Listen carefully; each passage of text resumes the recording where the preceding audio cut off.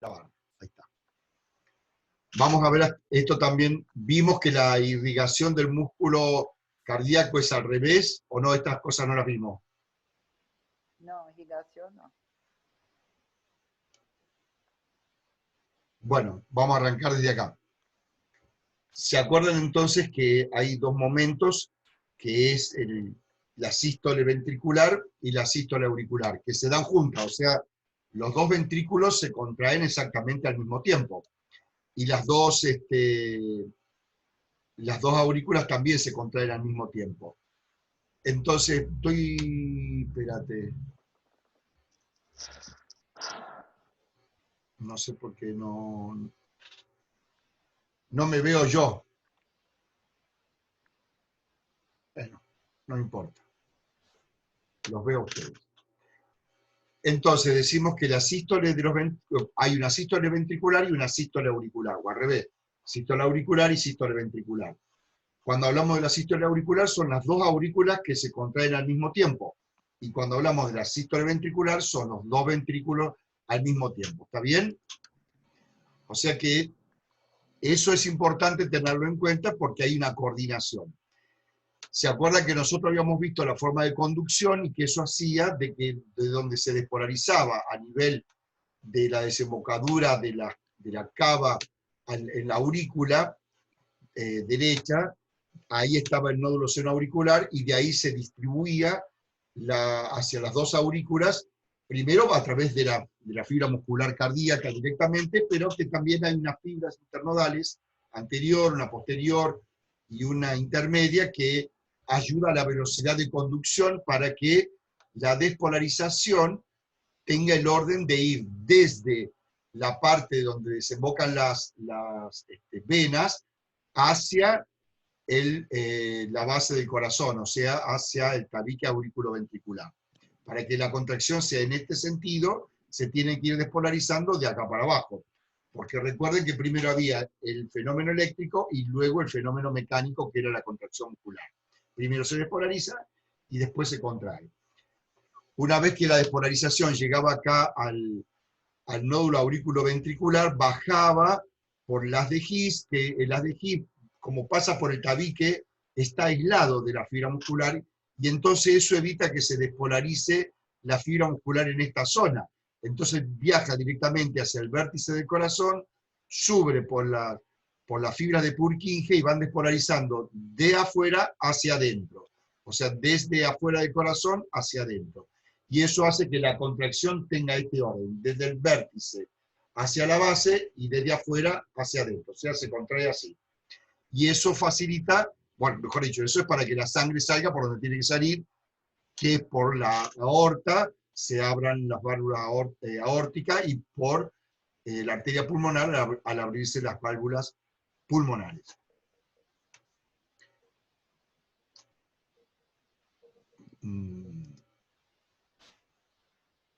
¿Hay alguien en la sala de espera que se ve ahí o no?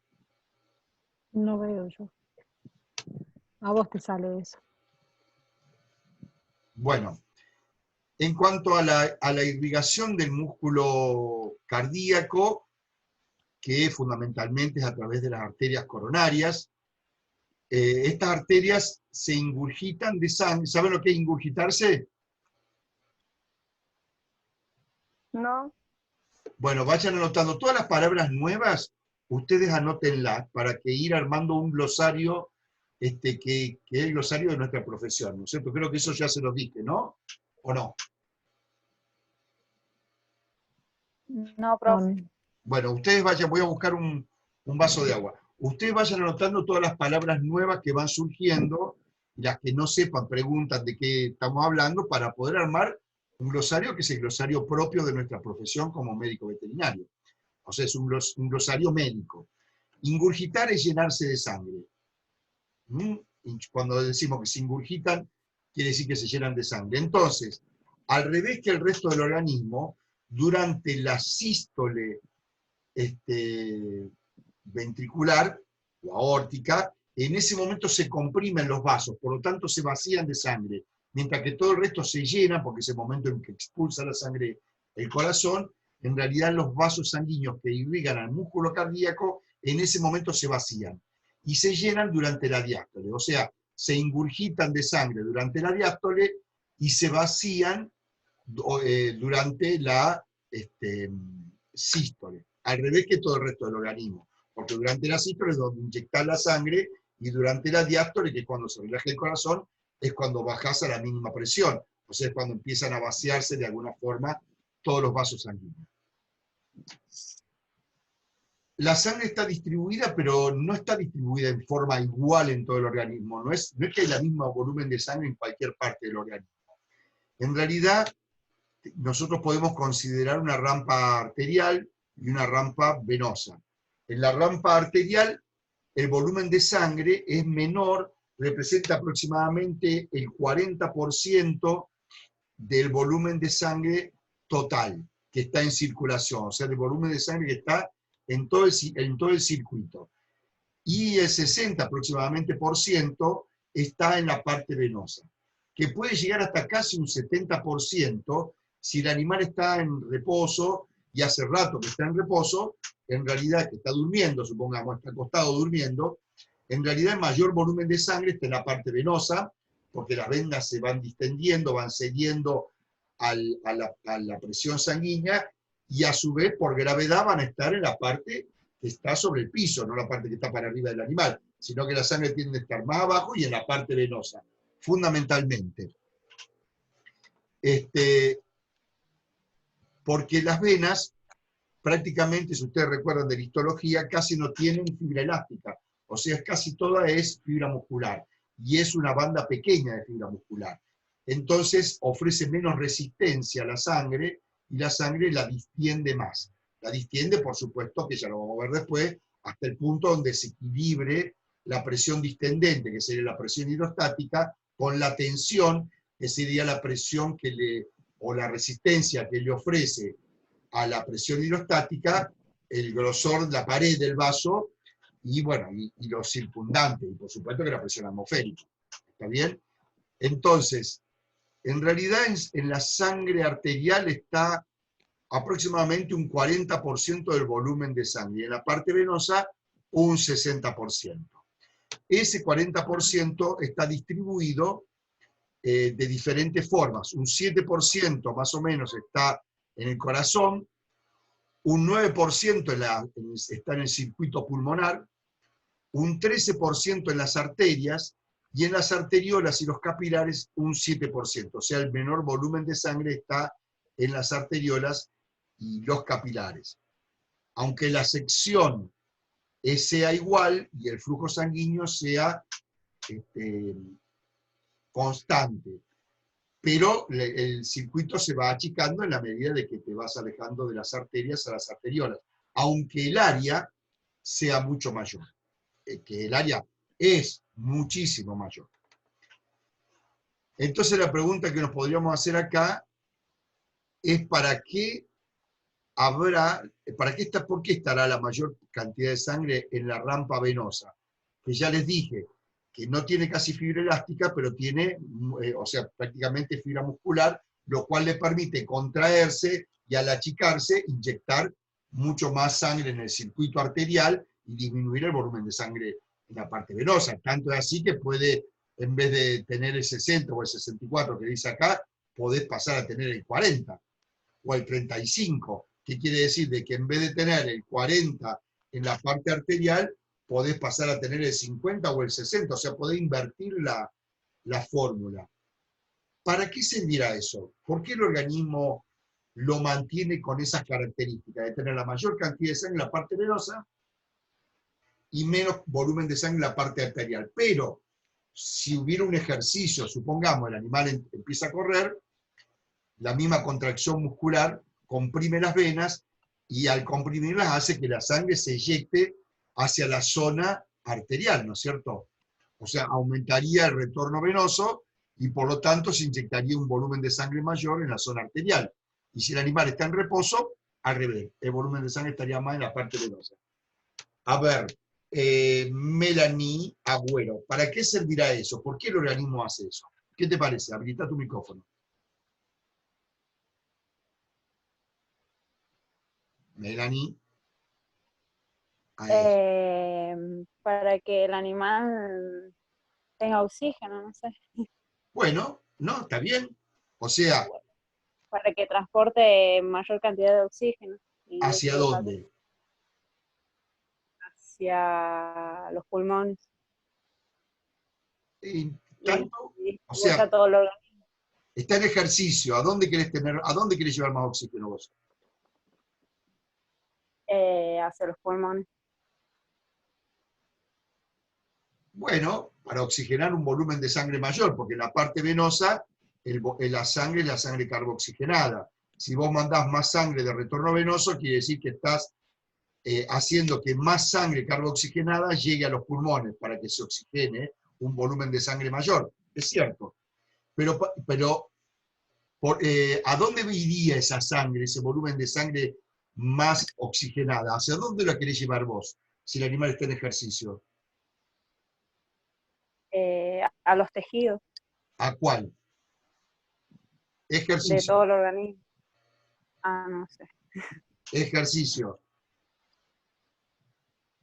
A ver, vamos a preguntarle a otro para hacerte descansar a vos. Vamos a Pereira, Teldimar. Habilitar el micrófono. ¿A dónde llevarías más volumen de sangre vos en ese momento? Al corazón. ¿No? O sea, es cierto, por la venoconstricción que se genera, bueno, que ya lo vamos a ver después, por la estimulación simpática y la contracción muscular que comprime las venas, hace que aumente el retorno venoso, por lo tanto, volcás más sangre a la parte arterial y la llevas más obviamente a oxigenarse también, pero vos para qué, ¿a dónde irías, a dónde mandarías esa sangre? Vos estás en un ejercicio, querés oxigenar un volumen mayor de sangre, ¿y a dónde lo querés mandar si estás en ejercicio? No sé, profe. Pensate, Eldimar, si estás en ejercicio, ¿qué es lo que estás usando? ¿Dónde está la actividad metabólica aumentada? Ejercicio. ¿Qué estoy generando? ¿Qué estoy moviendo? Profe, a los músculos. Claro, al músculo estriado. Ese es el que está gastando oxígeno, por lo tanto le tengo que reponer el oxígeno. Entonces voy a hacer que el volumen de sangre, primero, oxigenar un volumen de sangre mayor. O sea, si yo aumento el retorno venoso, hago que vaya más sangre a los pulmones, por lo tanto, oxigeno un volumen de sangre mayor por unidad de tiempo, ¿no es cierto? Y a su vez vuelco más sangre en la parte arterial. ¿Para qué? Para llevar más sangre oxigenada al músculo esquelético, que es el que le está gastando. Y a su vez, ¿qué más le quiero llevar al músculo esquelético? Sí, es ahí donde se ha aumentado la actividad metabólica.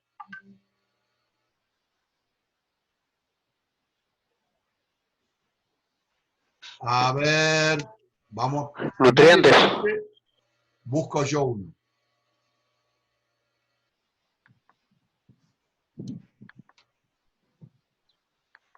¿Nadie lo dice?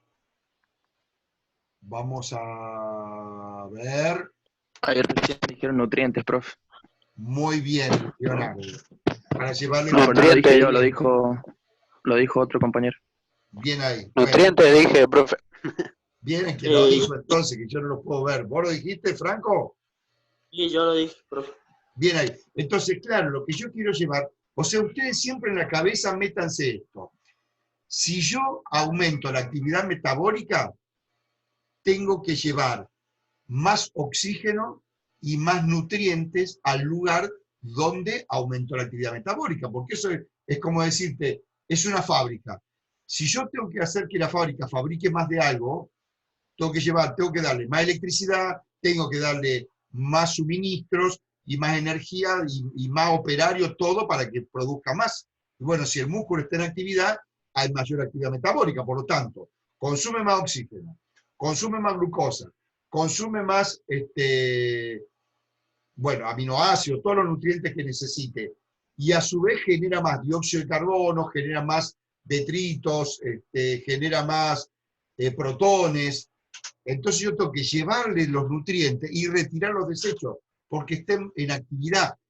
por eso le digo, como una fábrica. Si la fábrica trabaja más rápido, hay más trabajo, necesita consume más energía, consume más materia prima, genera más desechos, o sea, más basura, por supuesto, y producto de lo que esté haciendo. Entonces, requiere más de todo eso. Y acá es lo mismo, requiere más oxígeno, requiere más nutrientes y genera más desechos. Entonces yo necesito tener una mayor circulación sanguínea en ese lugar que en otro. Porque si yo estoy corriendo, estoy usando el estómago, el intestino, los riñones para correr, pregunto, Andrés Tello. No, profe, estábamos usando los músculos. Sí, claro, entonces yo para qué quiero llevar más sangre en esa zona, no quiero llevar más sangre porque no lo estoy usando. Por lo tanto, va a haber más sangre en la parte muscular que en la parte visceral. ¿Está bien? ¿Se entiende Sí, eso? ¿Sí? Sí, profe. Muy bien. Entonces, eso que haya más sangre en un lugar que en otro se llama hemoderivación. Entonces, anoten en el glosario, hemoderivación, hemo siempre tiene que ver con sangre. Cuando yo digo hemo o hemia, es sangre. Bueno, pandemia no es sangre, ¿no? Eso tiene nada que ver. Pero cuando yo digo calcemia, me refiero a calcio en sangre. Si digo glucemia, glucosa en sangre, ¿está bien? Y entonces, si yo digo hemo, algo de hemo, por ejemplo, no me sale nada con hemo, una hemodiálisis Hemoglobina. es, O un hemoparásito. claro, que si son parásitos hemáticos, que son parásitos que están en la sangre. Por ejemplo, la parte de hemoderivado en los hospitales es el lugar donde trabajan con sangre, que hacen transfusiones, en fin, todo lo que tenga que ver con la sangre. ¿Estamos? Muy bien, entonces, este volumen de sangre que está la mayor parte en las venas y menos en la parte arterial, pero que se puede modificar según las necesidades. O sea, si el organismo está requiriendo más cantidad de sangre en algún lugar, o en términos generales, supongamos que dejó de estar durmiendo y de estar en actividad, entonces va a volcarse más sangre a la parte arterial que a la parte venosa. Y si está durmiendo, más sangre a la parte venosa que a la parte arterial. Entonces fíjense que la rampa venosa lo que está haciendo es poder meter más sangre en el circuito o menos. Y es mucho el volumen que puede colocar, porque si tenemos un 60, un 70% de volumen de sangre en la parte venosa, quiere decir que el volumen que está ahí es importante, es la mayoría. ¿Está bien? Eso hace que a este circuito, el circuito venoso, se lo llaman a las venas y a las vénulas y a los senos venosos vasos de capacitancia. Anótenlo a eso. O sea, todo el circuito venoso de vénulas y de senos venosos, todo este circuito sería los vasos de capacitancia. ¿Qué quiere decir? Que aumentan la capacidad de volumen de sangre que va a circular por los tejidos. Son vasos de capacitancia. Como la parte arterial y la parte arteriolar es la parte donde verdaderamente esos vasos sanguíneos tienen también una masa muscular, pero a su vez tienen fibra elástica que hace que la pared sea más gruesa, que la pared sea más resistente a la distensión, y está bien que así sea porque justamente a quienes se comen la mayor presión sanguínea durante la sístole son las arterias y no las venas, porque las venas es lo que está regresando al corazón, ¿no es cierto? Entonces, quienes aguantan la mayor presión durante la sístole son las arterias. Por eso, esa pared que tiene fibra y tiene músculo también, es un circuito que se distiende menos, entonces le ofrece más resistencia. Y a su vez, la parte arteriolar tiene menos fibra, tiene músculo, la fibra es más pequeña, y el músculo le da la capacidad de poder cambiar en forma importante el radio. Entonces, si se hace una vasoconstricción, o sea, se constriñen los vasos sanguíneos, en la parte, estamos refiriéndonos a la parte arteriolar, porque las arterias, como tienen mucha fibra, la capacidad de modificar su diámetro es muy pequeña. En cambio, las arteriolas es mucho más importante la capacidad de modificar su radio, porque tienen poca fibra y mucho músculo.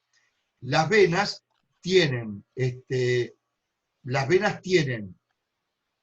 una capa muscular más pequeña, más fina, y prácticamente no tienen fibra elástica. Entonces se distienden con más facilidad. ¿Estamos? Bien. Entonces, como esta es la particularidad que tienen las arteriolas, decimos que la parte arterial, y sobre todo la arteriolar, ¿cómo? ¿Alguna pregunta? ¿No hay preguntas? No. Entonces, eso nos dice... Ahí, profe, te van a pedir entrar de nuevo porque tuvieron que salir, pero se cortaba mucho y volvieron a entrar. Te están pidiendo ahí entrar. No puedo ver la mesa de... Pero recién yo la admití ya a algunos, es que me salió acá. Sí, pero se desconectaron porque les andan mal en internet, se les cortó, entonces están entrando de nuevo. A ver, espérate. Acá lo estoy, pero acá lo tengo. Mayra Tejada, ver sala de espera, a ver quiénes más están. No, es la única. Sí, ahí te sale el cartelito. Ahí está. Bueno, entonces, eso hace que toda la parte arterial, decimos que son los vasos de resistencia. ¿Está bien? O sea, la parte arteriolar serían los vasos de resistencia y la parte venosa serían los vasos de capacitancia. Uno, porque pueden modificar la distribución de la sangre y mandar más sangre a la parte arterial o menos, eso sería la parte venosa, y otro porque le pueden ofrecer más o menos resistencia al pasaje de sangre, con lo cual pueden modificar la presión. Me dice que quedan 10 minutos.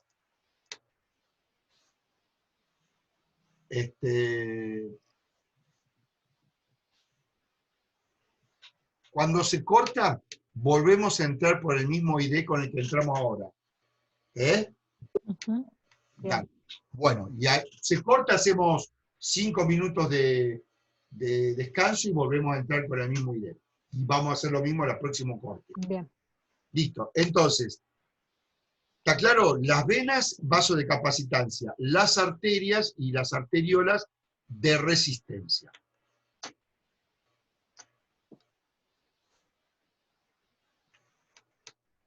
Donde se produce verdaderamente el intercambio es a nivel capilar. O sea, ni en las arterias, ni en las arteriolas, ni en las venas, ni en las vénulas puede haber intercambio de nada porque la pared es gruesa y no permite hacer un intercambio. Solamente el único lugar donde se permite hacer el intercambio es a nivel de los capilares. ¿Por qué? Porque la pared es muy finita, solamente es el endotelio, o sea, una célula y la membrana basal. Y chao. En cambio, en la otra hay el endotelio, músculo, fibra elástica, adventicia, membrana basal, o sea, es una pared gruesa y es mucho más difícil que a través de esa pared pueda pasar nada. Por lo tanto, ahí no hay intercambio. El intercambio se va a producir acá, a este nivel, o sea, a nivel de los capilares, porque solo hay un endotelio y una membrana basal. ¿Está claro hasta ahí? ¿Está Sí, claro, profe. chicos? Sí, profe. Sí. Bien. Sí, profe. La pregunta que voy a hacer ahora, y a ver a quién se la vamos a hacer. No, espérense. No era esto lo que quería. La pregunta, a ver, yo no lo puedo ver a todos. Tirate un nombre, vos que los ves a todos. Ponele a Lucia Mercado. Lucía Mercado. Va la pregunta. El intercambio se produce a nivel capilar. Ahora, supongamos que es el intercambio de glucosa, o sea que salga glucosa del capilar y vaya al intersticio y del intersticio a la célula. ¿Qué es lo que mueve a la... ¿Qué fuerza mueve a la glucosa para que salga del capilar, vaya al intersticio y la mueve luego del intersticio adentro de la célula? ¿Y el flujo sanguíneo?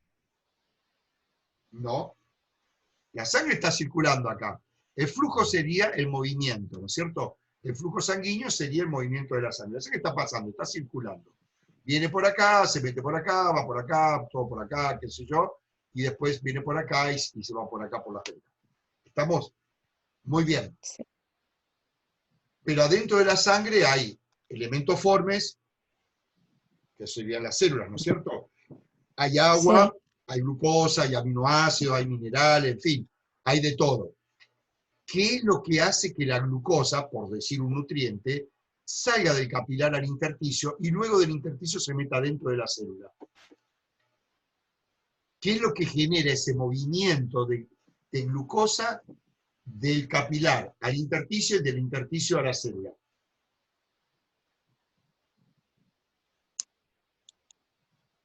¿Sale, Lucía? ¿Profe? A ver, Matías. ¿Puede ser la presión oncótica? No, señor. Acordate que la presión oncótica es la presión que ejerce el agua sobre las paredes para moverse de donde está más concentrada a donde está menos concentrada. O sea, que en realidad la presión oncótica, cuando hablamos de presión oncótica, estamos diciendo qué presión tengo que hacer yo, supongamos, desde acá, desde el intersticio, para evitar que el agua salga del vaso sanguíneo al intersticio. La fuerza que yo tengo que hacer acá para evitar eso, es lo que sería, el resultado de esa fuerza sería la presión oncótica, que es en definitiva la presión que el agua ejerce sobre la pared para pasar de donde está más concentrada a donde está menos concentrada. Esa es la presión oncótica, considerando a los compuestos Profe. osmóticamente activos, incluidas las proteínas. Eso no es, estamos hablando de glucosa. La glucosa es un soluto osmóticamente activo, es cierto, pero que está disuelto en el agua y en tal caso se puede mover de acá a allá. ¿Pero por qué se mueve? A ver, Naiken. ¿Y por las proteínas? No. Naiken, ¿vos contestaste o Lucía contestó? Yo fui. Naiken. Naiken. No. A ver otro, tirate otro, Pisi, que yo no los veo a todos. Diego Calpanchay. A ver, Diego. Sí, profe. ¿La presión capilar? No, señor. Esa es la presión hidrostática. En tal caso, eso empujaría al agua a salir. Eso es lo que empuja el agua para que salga. Y la presión oncótica, en tal caso, es la que evita que salga. Claro. Porque acá hay más solutos que acá, por lo tanto hay menos concentración de agua acá, por lo tanto el agua tiende a entrar. Y la presión hidrostática la tiende a sacar. O sea, son dos presiones encontradas. No, Profe, ¿y la presión osmótica? Espera. Aguanta, Julieta, para explicarle a todos. Yo estoy hablando de un soluto que está disuelto en una solución que es la sangre. No estoy hablando de la sangre en su totalidad. Estoy hablando de un solo soluto. Dentro de esa solución, que vos no lo podés separar, porque está mezclado, es una solución. Casualmente, no hay partículas que se puedan separar, que vos no la ves a la glucosa, no la podés separar. ¿Está bien? Está disuelta. Entonces, ¿qué es lo que mueve a la glucosa que está disuelta en una solución, que es la sangre, para salir del capilar hacia el intersticio?